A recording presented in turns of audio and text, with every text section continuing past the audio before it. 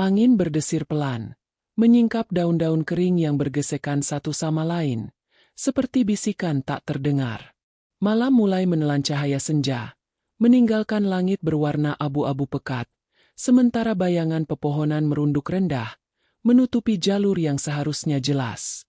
Di tengah hutan itu, seorang anak perempuan bernama Laila berdiri terdiam, menatap gelap yang semakin pekat di sekelilingnya. Awalnya, ia hanya ingin mengikuti jejak kupu-kupu biru yang menari di udara sore itu. Tapi semakin jauh ia melangkah, semakin sulit baginya menemukan jalan pulang. Bunyi ranting patah di bawah kakinya terdengar seperti jeritan hampa yang membekukan darahnya. Setiap langkah membuat hatinya berdebar, dan napasnya semakin cepat ketika bayangan pepohonan tampak seakan bergerak sendiri, menari-nari mengikuti irama angin malam yang menyeramkan. Laila mencoba menenangkan diri, mengingat ajaran ibunya. Kalau tersesat, jangan panik, tetap di tempatmu dan panggil bantuan. Tapi nasihat itu kini terasa sia-sia. Suara-suara aneh mulai memenuhi hutan, desir daun, gemerisik hewan malam, dan suara langkah kaki lain, berat, tidak seperti manusia biasa. Ia menoleh, berharap hanya hayalannya, tapi tidak ada siapapun di sana. Kegelapan semakin pekat, dan kabut tipis mulai menebal, menyelimuti batang-batang pohon tua yang menjulang. Laila merasa seperti masuk ke dunia lain, di mana setiap pohon tampak hidup, mengawasinya dengan mata yang tak terlihat. Ia mencoba berjalan lagi, tapi hutan seakan menipu matanya. Jalur yang tadi ia lewati berubah, ranting-ranting menjerat kaki seakan ingin menahannya, dan suara-suara misterius itu semakin dekat, mengitari kepalanya, memanggil namanya dengan bisikan halus yang menakutkan. Laila! Laila! Tangannya gemetar, jantungnya berdegup kencang. Ia menemukan sebuah pohon tua yang tampak lebih besar dari yang lain. Batangnya berlekuk-lekuk, kulitnya menghitam seperti terbakar.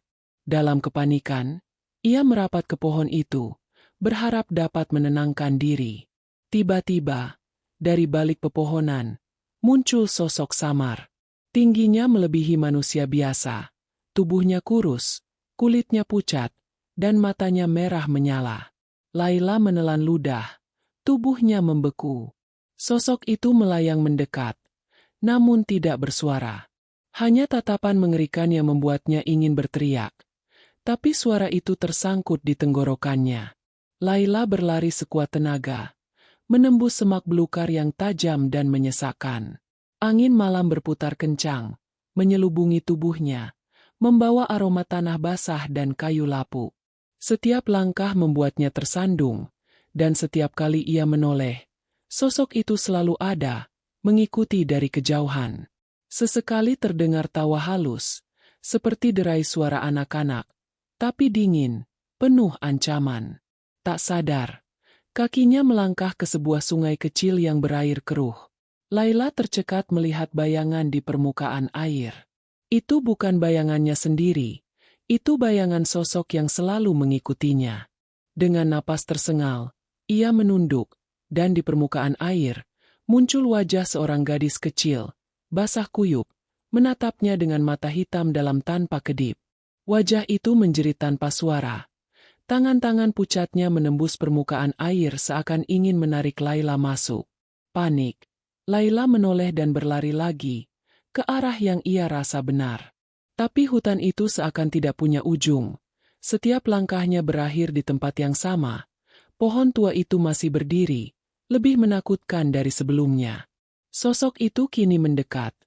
Bayangan-bayangan lain ikut muncul di sekelilingnya. Laila jatuh terduduk, menutup mata, mencoba mengumpulkan keberanian. Dalam keheningan yang mencekam, ia mendengar bisikan lembut, lebih dekat dari sebelumnya. Jangan takut, ikut aku. Laila membuka mata perlahan.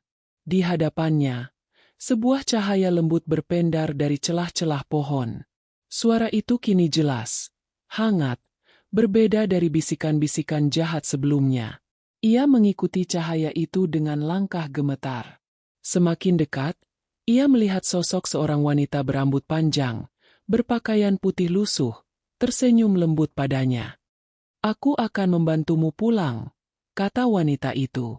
Namun, saat Laila mencoba meraih tangan wanita itu, cahaya itu memudar, dan sosok itu menghilang. Di sekelilingnya, kegelapan menelan segalanya, dan ia menyadari bahwa hutan ini tidak pernah ingin membiarkannya keluar begitu saja. Setiap langkah yang diambil adalah bagian dari permainan makhluk-makhluk di hutan itu, yang menikmati ketakutannya. Tiba-tiba, suara tangisan kecil terdengar, memanggil namanya lagi, tapi kali ini dari arah yang berbeda. Laila menelan air liur dan merangkak ke depan, mengikuti suara itu.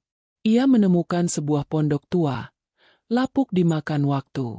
Pintu terbuka sedikit, angin dingin menyusup masuk, membawa aroma lembab dan debu tua.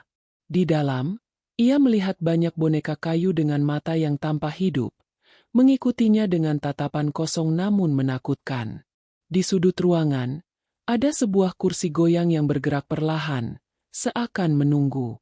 Laila melangkah maju, dan kursi itu berhenti.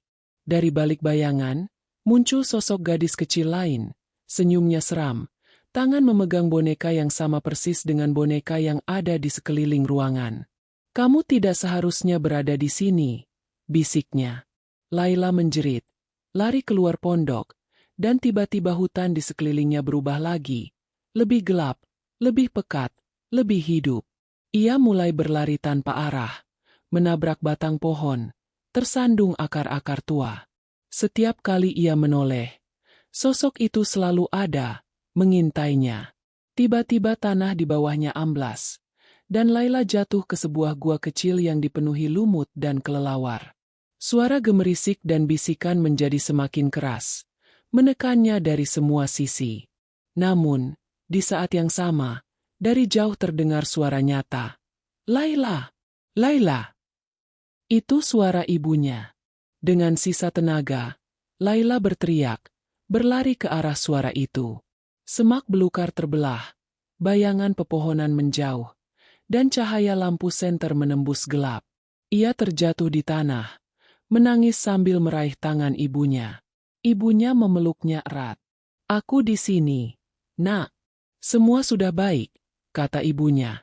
Namun di sudut mata Laila, bayangan sosok gadis berambut panjang itu mengintip dari balik pepohonan, tersenyum tipis.